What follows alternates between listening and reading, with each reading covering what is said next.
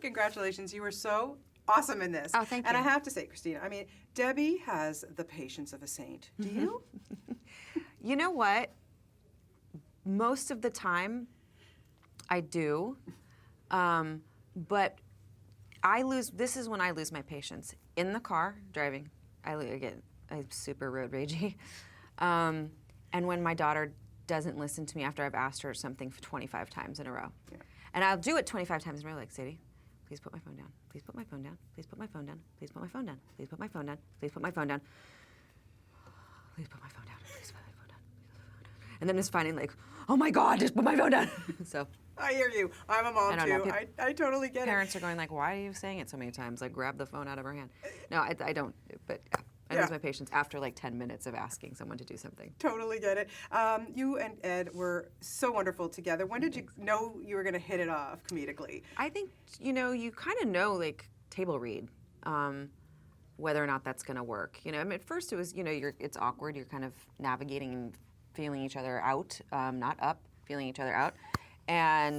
But then it's like it just started to kind of, when we actually sat down after the table read and we started sort of improving the scene so we could find another, some more of a voice for Debbie. I felt like she needed a little bit more, and we were getting there. That was been a long conversation where I wanted to have really kind of this edge, because that's what I feel like the modern mom really is kind of like. These are the moms who were born in the 70s, were teenagers in the 80s and 90s, and, adults in the 2000s, and we've seen a lot of stuff and been there, done that, bought the t-shirt, so I wanted her to be a modern mom and represent what I see out there. But it was then when we started kind of riffing off each other that I really felt we gelled. Yeah, and the kids.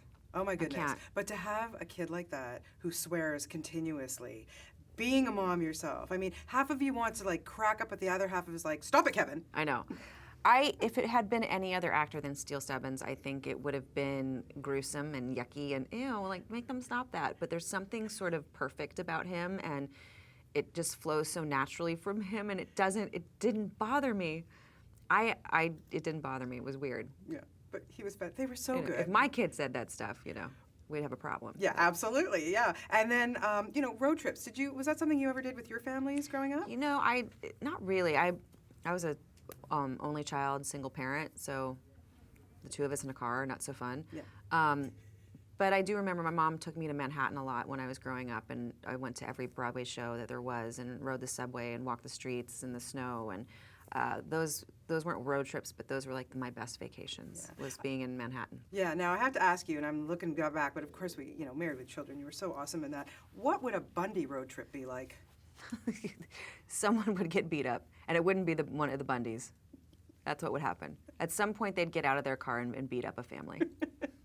I think that was an episode of Married, yes, where they were road tripping, and I think there was a big fight that happened. So I think that's how it would probably always end up. How great was it to have Beverly and Chevy around? It's like, come on now. I mean, the fact that they even gave us their stamp of approval and then said, well, yeah, we'll be in the movie. We're like, wow, this is incredible. Yeah. This is a dream come true for all of us. Amazing. And lastly, I need to know, how did you get through the scenes with Chris Hemsworth? How did I get through them? Because I was stunned. I think I was in shock, like that actual, like, your body goes into shock.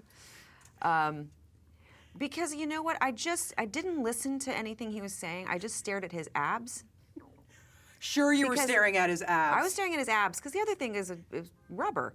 But the abs, like, all of us were like, what the, how does it goes in. Like, it goes in, but it's like strong, but it's not like six-packy. It's kind of like 22-packy, and then there's like a 8-pack on the back, and then it wraps around, and there's no fat, and then he's not too, like, he's in a good place right now because he's just been surfed. Like, I'm like, what do you do? He's like, I just surf. I'm like, you're a lying sack of you-know-what. So this doesn't happen by just surfing. But it's apparently that Thor it does. workout, yeah. Yeah, but he's not. He's like, no, I've lost so much of my muscle from Thor. Unbelievable. Whatever. You were so fantastic in this. It's thanks. so much fun. Thank you so much. Always wonderful.